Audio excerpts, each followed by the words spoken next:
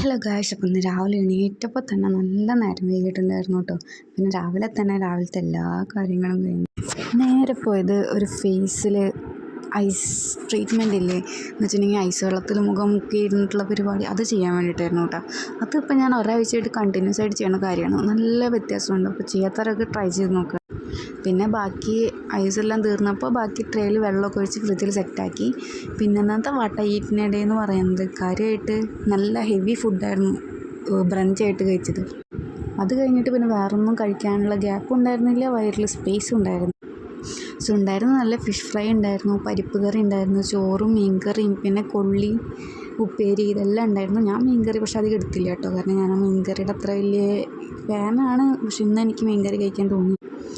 പിന്നെ പണിയൊന്നും ഇല്ലാണ്ടിരിക്കണോണ്ട് വൈകിട്ട് ഇപ്പോൾ സ്ഥിരം പരിപാടി പാടത്ത് പോയി മീൻ ചൂണ്ടയിടാനാണ്. കാരണം കണ്ടൊക്കെ പൂട്ടിയെടുക്കണോണ്ട് നല്ല ബ്രാലും എല്ലാത്തരം മീനുകളും നമുക്ക് പിടിക്കാൻ കിട്ടുന്ന ഒരു സിറ്റുവേഷനാണ്. അങ്ങനെ കുറച്ച് നേരം പാടത്തൊക്കെ നടന്ന്